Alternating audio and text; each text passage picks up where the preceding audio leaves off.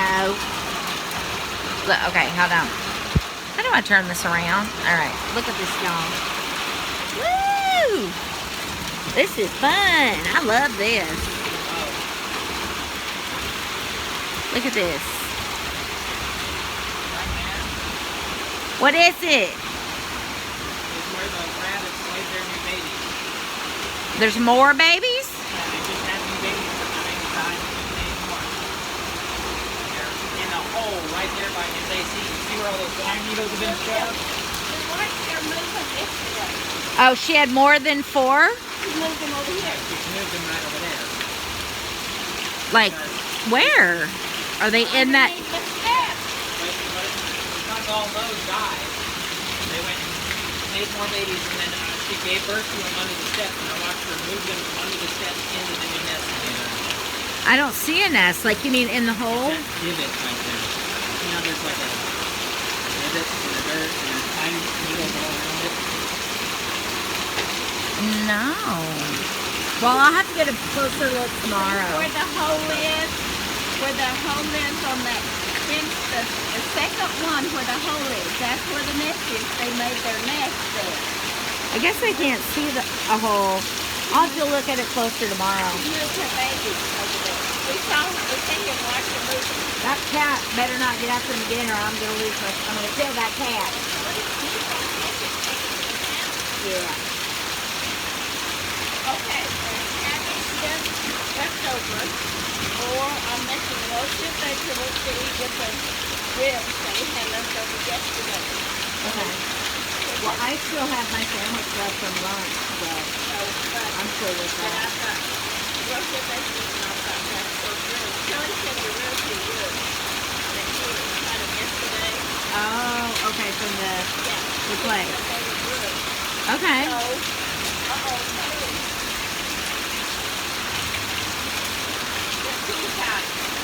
Do what? the pea-time tail. Is it hailing? No, that's what that was. They did say we can expect hail, so. It's moving across, so hopefully we will get bigger. I hope Hopefully they not. don't drown. God, I hope not. Dang it, that's gonna piss me I off. thought she moved them under there, and I think that's really where they are. And see that nest underneath the stairs? That's where I thought she put them. Because they're gonna drown like they did when we first moved out here. Well, but there's nothing to do. That's where she put them, so we have to. All right.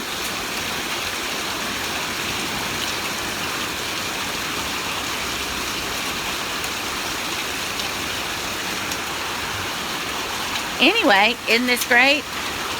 Hi, I didn't get to start my intro because I'd already been talking to y'all on another video, and then my timer went off for something I was timing, and it kicked me off the video, so I had to start over,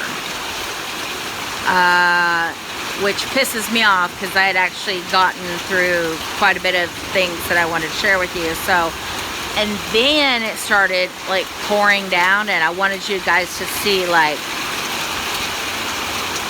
this is Texas weather. Like yesterday it was 88, and then today it's, why is the door open? Today it's something different. But today it's like 50s or 60s. But look at my my plant babies. Look at this one. This one is just all kinds of crazy. I just replanted it, and like this is a different one that was kind of struggling, so I replanted it. And this was a different one, so I planted it. Same with this one. Same with this sad little thing right here. And then I've got all these little, whatever those things are called. Oh gosh, what are they called? I can't remember. And then this is a chocolate soldier. That's what it's called, a chocolate soldier. So anyway, y'all probably can't hear me. It's too dang loud, so I'm coming in.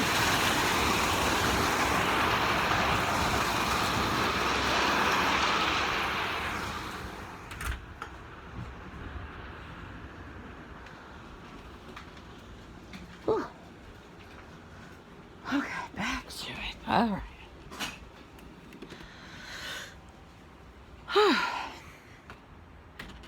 Sorry. Anyway, okay, so what I was telling you beforehand, before I went and did the weather report. Oh, and quickly, I want to explain, you may have heard me say, when we were outside, I'm going to kill that kitty. I'm not actually going to murder a kitty. I would never do that. You know, I love kitties. But I was, oh God, what's the word? I was very traumatized by an occurrence that happened, oh gosh, I don't know if it was Saturday or maybe earlier in the week, but, hold on, my bulldog just busted on in here. Can you animals just give me a moment's peace? My goodness. Anyway, so, say hi to Polo. Hi, Polo. Hello. Hello. Oh, my goodness. Oh, my goodness. You love your mama. Okay. So, the other day, my husband goes outside because he walks the dog every day. And he found 4 very dead, mutilated bunnies. Baby bunnies. Now, oh, I already have PTSD from it because, what the heck? From it because when I first moved here, it was March, and it rains a lot in March and April. And when I first moved here, it had been raining a lot. And we found there was a bunny hole. She had made her hole. We have tons of bunnies out here, wild bunnies. The mama, had made her hole like just in the middle of our yard, so to speak. I guess if you can call it a yard. We don't really have a yard. It's just like outside on grass. So anyway, she made her nest, and it was shallow, and it was raining like crazy, and mama had gone off, I guess, doing whatever mama bunnies do, foraging for food to bring back to the babies or whatever, and they all drowned. I cried and cried over that because I could just see them laying there wet and cold and dead. And their death upset me in terms of what they must have gone through as little babies, like your first shot at being alive, and within days of you being alive, you're murdered by rain. So I was very upset, but it was natural, and that's life in nature, right? Shit happens. Well, then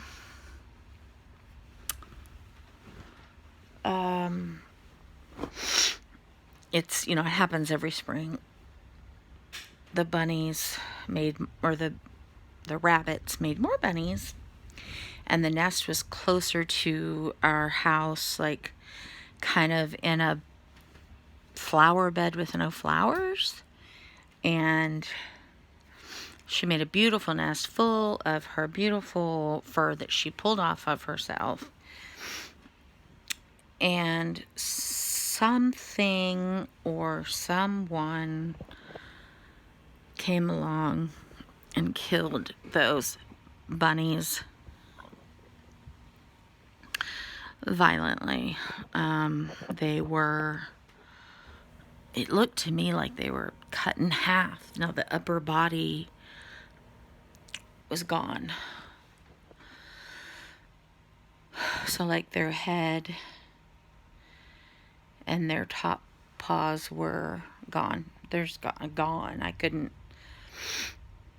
find them, but it was so unsettling. They were so tiny.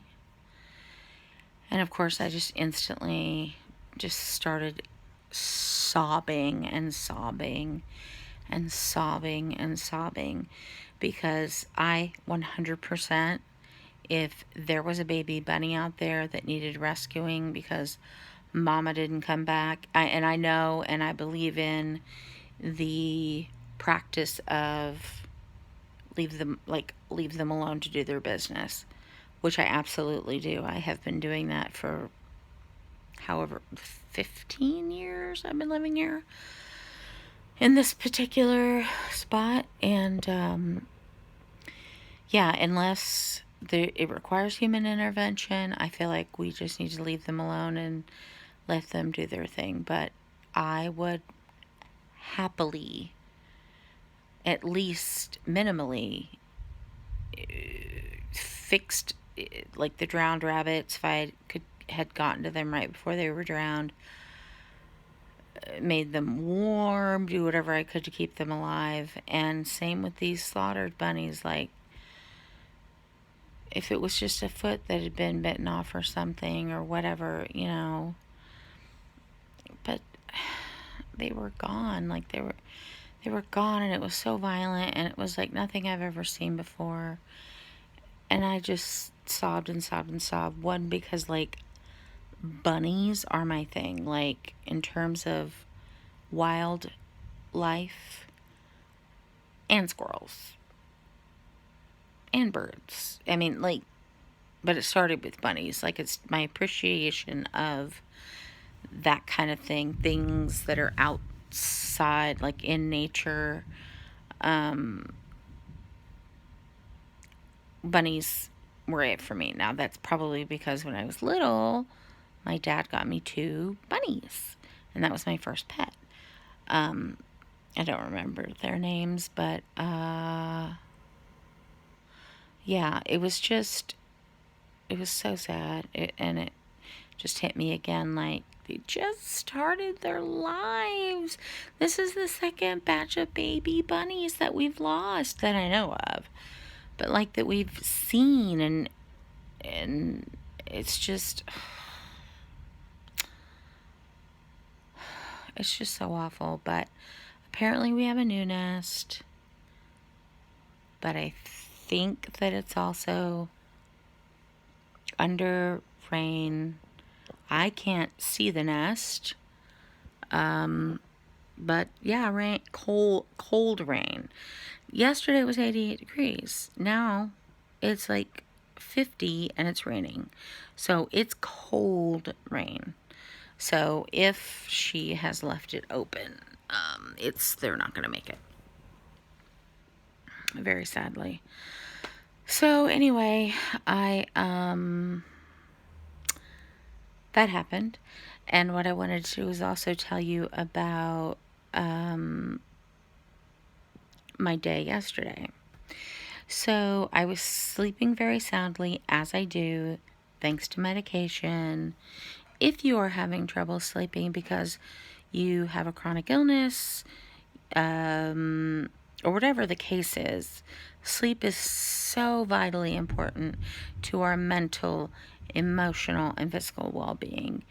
And there's absolutely nothing wrong if you need to take a prescription medication to make that happen. There is no shame in doing so. I personally take the generic version of Ambien, which is Zolpidem, and I went from not sleeping at all, like 2 hours total, which would be broken up into like 15 to 30 minute sections, and then I'd have to like toss and turn because I was in such pain. Well, the Ambien just helped me sleep through the pain. So, again, ask a doctor. I am not a doctor. I'm just simply telling you what worked for me. So, but usually what happens is I take my Ambien and then I lay here propped up on my pillows and I watch TV until I fall asleep. And then my eyes pop open, and it's time to start the day. Yesterday, it being Saturday, they didn't pop open until like 9. I think my body just knew, like, hey, you don't have to get up. So I slept till, well, how that? I probably would have slept later, but at 9, seemingly on the dot. So I don't know if you recall me explaining the pain in my shoulder, but it was like this deep, searing, sharp nerve pain. And if you don't know what nerve pain feels like, if you've ever had a tooth that was decayed and like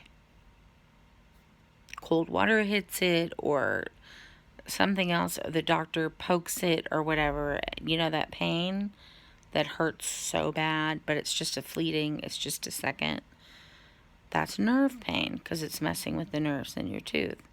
Well, imagine that on a much bigger scale and a much longer scale. Like, well, the shoulder thing went weeks. Unfortunately, so I'm laying here and deep in sleep. The next thing I know, I feel what feels like someone took a hot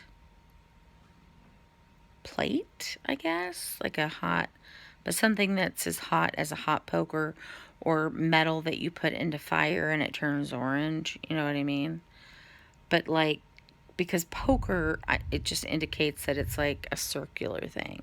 When I say plate, it was on the side of my thigh, and it was from basically where my knee and my thigh meet, so to speak, all the way down to a few inches above my hips. And that whole area has been numb for months now. And so I've been like, okay, I don't like the numbness. It freaks me out to touch a part of my body that's numb. Like, it just gives me the oogie oogies. Like, just, I don't know why. It's just, it grosses me out. It just bothers me. So, but I woke up with what felt like someone took a hot plate and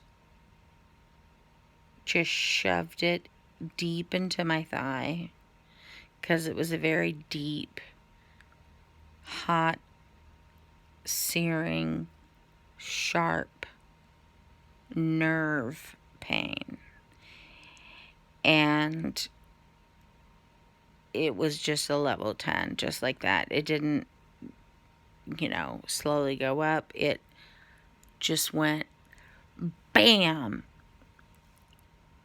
My eyes burst open. I immediately just got out of bed, because that's what I do when it's pain like that. Because sometimes, like, I'll get cramps, muscle cramps, that are also very painful, but not quite like this. But the first thing you have to do is stand up and start using the muscle or stretch the muscle or something. And so for whatever reason, I just got up and I just started screaming and crying instantly. And of course, poor Kelly was like, oh my God, well, what's going on? What do you need? And it's hard to talk about. It's hard to speak. What do I need when you're in that kind of pain? Like, it's just, there's no words. You can't talk because you can barely breathe. You can't think about anything. So he went and got me a cold pack, because I didn't have a heating pad on, and because it was just, I don't know, instinctually I was like, yes, cold pack. So we put that on there, and either that calmed things down or just time. Like it was just a fleeting pain, you know. But nerve pain has never been my biggest issue with small fiber neuropathy. There's been some tingling and numbness here and there through the years, but it's never been anything that's lasted or that's been bothersome. But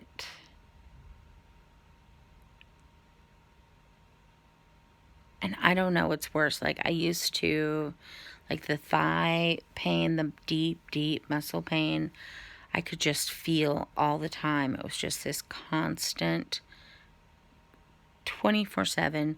You cannot forget about it. Just aching. And nothing would help that either. And slowly but surely that has subsided. I still get some, sore muscles and stiffness, but nothing to the level that I did get. My shoulders are still kind of like that. Sometimes my forearms or my forearm hurts.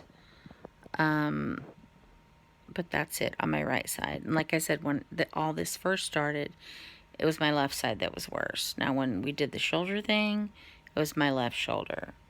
But right now, it's my right thigh. I still have very low grade pain in that area, but it's the same kind of pain. And every now and then it will twinge, not at a 10, like not at a crazy level, but just like where it will, it'll feel like, I guess like the same pain, but only like a 3 or a 4. So, but it's fear-inducing because you're thinking, oh no, it's about to happen again. It's about to happen again. What if it happens while I'm on the phone? What if it happens, if Kelly's not here? What if it happens this? What if it happens that? And so it was very scary, and it's caused me a lot of anxiety. Today I had a lot of anxiety about it. And then, yesterday, so I woke up with it yesterday. And yesterday was our big Mother's Day celebration where we went out to lunch for Mother's Day with my parents and my kids, and then my stepbrother and his kids and his wife, which was great. But I don't do great with like going to a place that has a lot of stimulation. So I pre-medicated for that, if you know what I mean. Because I just like no, I can't go do something like that without pre-medicating. So otherwise I won't be able to enjoy myself. But my biggest fear was that something like that would happen and I wouldn't have an ice pack to help quell it. Home would be about 20 minutes away, and I could potentially have a really humiliating experience in a restaurant in front of a bunch of people. And also in front of my kids who, other than Bailey, really haven't seen this in action, don't know much about it. And I might freak them out. I might freak my little grandbabies out, which I certainly don't want to do. So I was scared about it happening. But I didn't. I went at the encouragement of Kelly, and basically just letting me know, if something goes down, he's got me. And so I thought with that, I felt comfortable going. And I'm glad I did, because I hate to let like stupid symptoms or fear of what might happen keep me from doing things. That's part of what keeps the chronically ill away from other people, away from living their life fully because they're afraid of an incident. But when you have a supportive family, it definitely makes it easier. I sent an email, like a pre-email to everybody in the group that was going to be going to the restaurant. Hold on.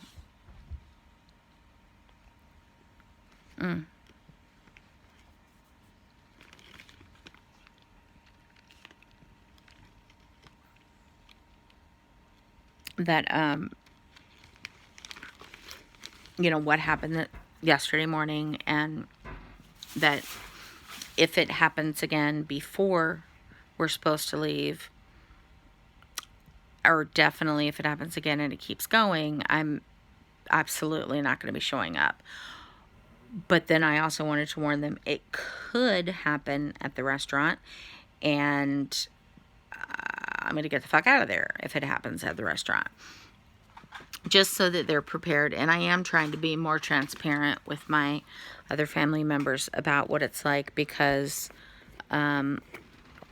mostly I don't share it with them because it's almost kind of like what's the point sharing with them the things that are happening? Like, they already know I have this thing, but like, if they're not here to see it, what's the point in me telling them about it? Because I don't want to make them worried or upset, but also like, they can't really be engaged with it if it's not something that they're seeing. Like, you just can't, until you see it, you can't grasp it. And like, at least for me anyway,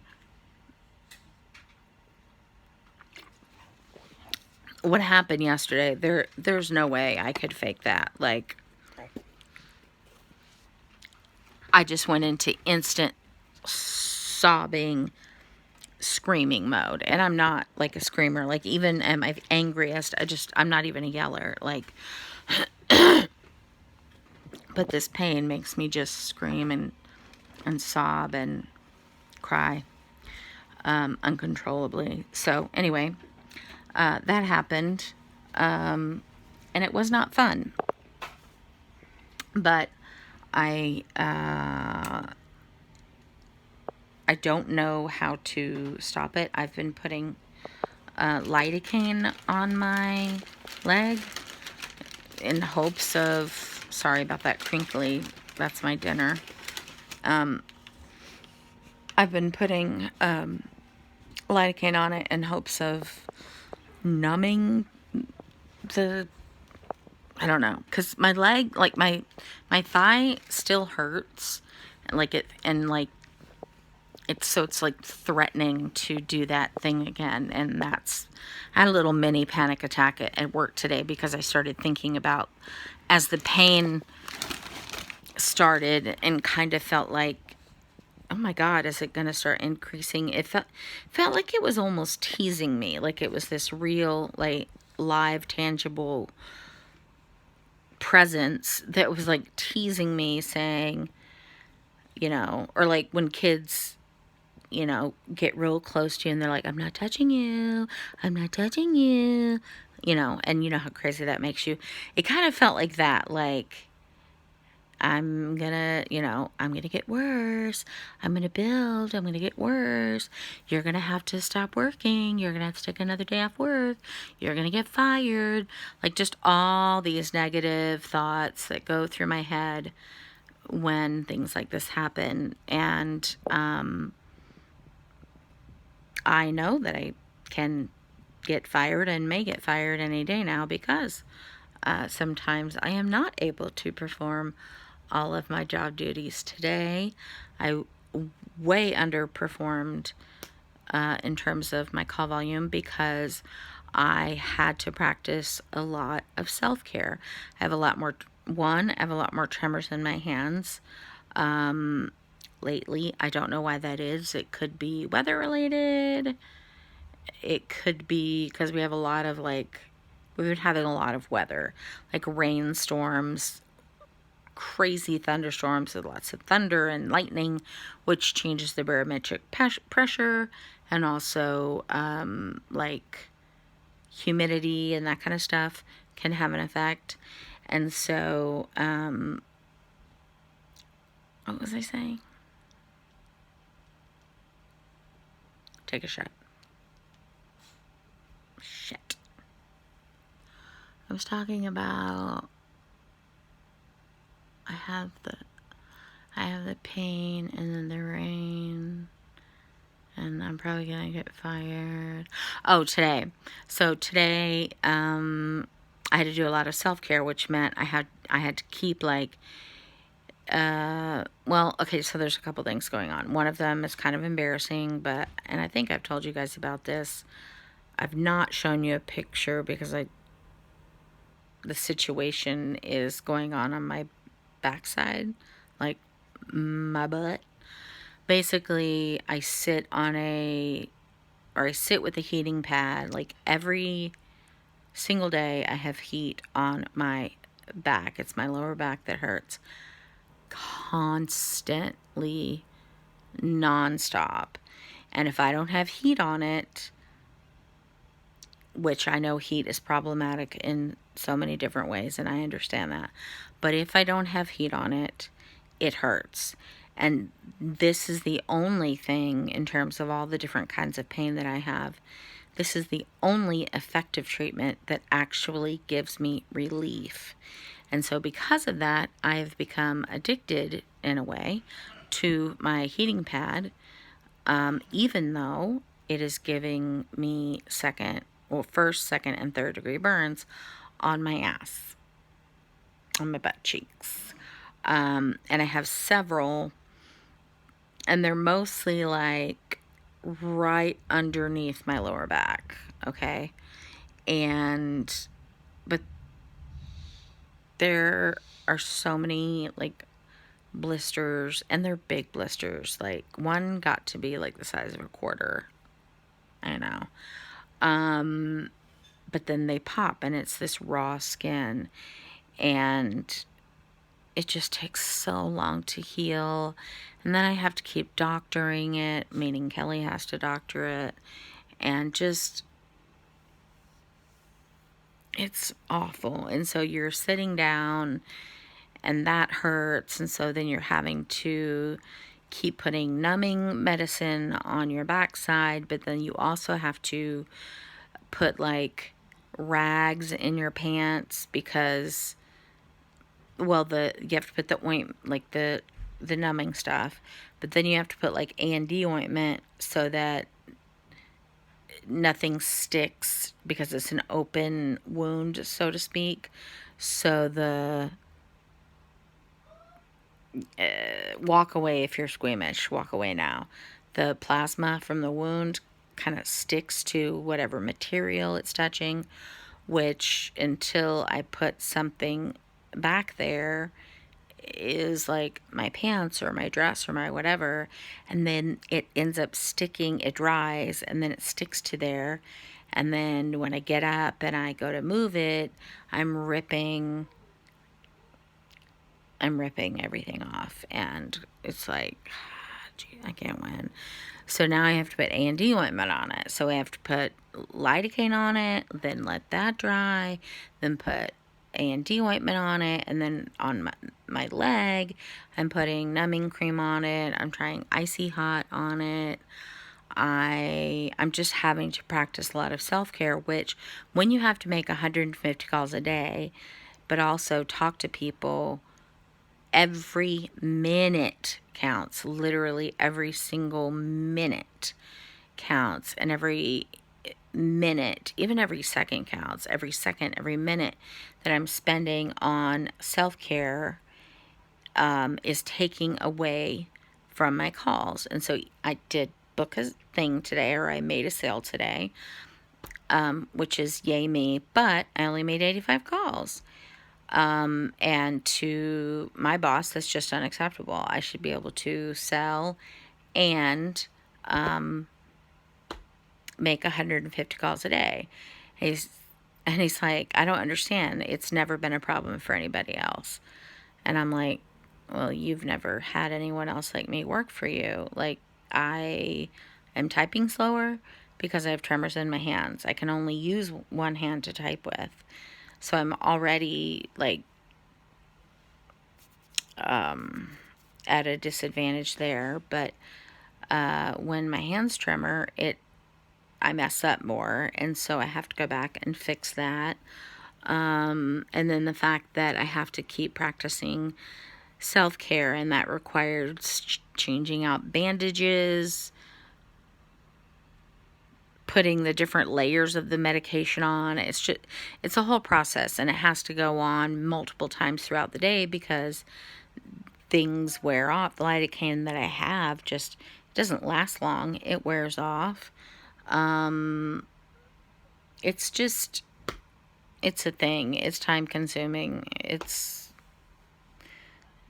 everything, whatever. And so no, according, the HR lady asked me, are you able to perform your job duties? And I'm like, well, yes, but not the way you want me to. Like, I can make 80 calls someday. I can make 100 something calls someday. I don't know if I'm going to make it to 150, but I can try. But I can be the best damn customer service person you've ever had. And a really good salesperson. But I don't know if I'm valued in that way because of the fact that I miss days, and I'm not a speed demon like all the people that are in their 20s that have this job. So that's, disappointing. I have a one-on-one with my boss tomorrow, which I'm not looking forward to because again, we're going to have to address why I am such a loser. I mean, I'm not really. I know I'm not, realistically, but I feel like that sometimes. So sometimes I cry about it, and sometimes I don't. Yeah. Part of trying to not feel guilty, not feel stupid, not feel lazy, not feel like a loser. All of those things that I felt when I was a kid in terms of my failures at school I'm reliving all of those feelings now through being a failure at work, which again is no fault of my own. The issues I had when I was a child, nobody looked into, but also nobody knew that, shit-face, shithead, fuck-face, whatever we decided to call him, was doing inappropriate things. So, it just kind of feels like I'm reliving all of those horrible things of my childhood, and it's not fun, but I'm trying to do my best with it, which is all you can do, right? So, anyway, I think there may have been another purpose for my video, but I don't remember what it was. But I did want to tell you about my day yesterday, and I did want to tell you about a new symptom like that I'm having that that one is scary. The nerve thing is scary because it's like, if that's something that's going to happen and continue and like get worse, that's the kind of pain, the level of pain that where I cannot even function mentally. I can't think, and all I can think about is wanting to end it. You know what I mean? Like, end it, end me, to make it stop. I can't think reasonably. I can't, like, all my reasoning skills are gone. I just want it to stop. And if jumping off a cliff is going to make it stop, which it would, then I'm going to do that. It's just that kind of thinking. I can't change it.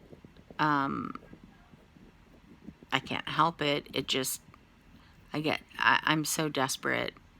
I can't think, I guess. You know what I mean? Like, and my brain is telling me, but, okay, at least there's an escape hatch if it gets really bad, you know, and because I just know with that kind of pain, like, there's absolutely no way. Like, I can't. I can't. Or I can just be on Ambien. Like, I would have to not be working and just whenever it happened, just take an Ambien and sleep through it, and then that's fine. Sure. That would work, you know. And that may end up being my life. I don't know.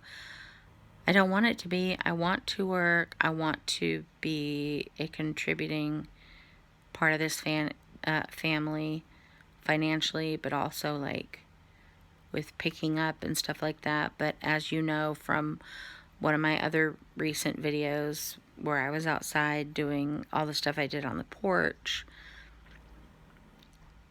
I did that, and then the very next morning I wake up with this horrible pain. And so it makes me worried that like everything I did that day on the porch, replanting a lot of my plants, just kind of cleaning the porch up, you know, sweeping it, that kind of thing, being out in the heat, that could have triggered this. And it's like, okay, am I not supposed to ever do anything that contributes to this family in terms of cleaning, keeping the house tidy, making it a nice, comfortable place for all of us to live in?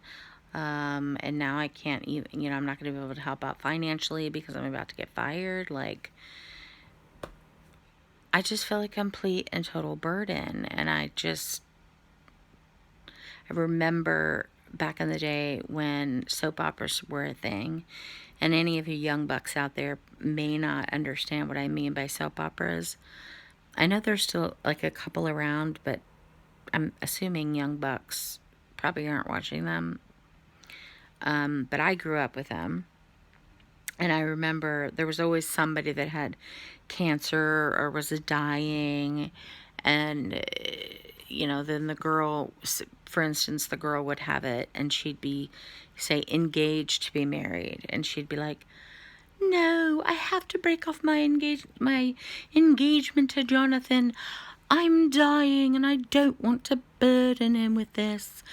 And, you know, you're just like, when I'd watch it, I'd be like, what are you talking about? You don't want to burden him. Like, that's your dude.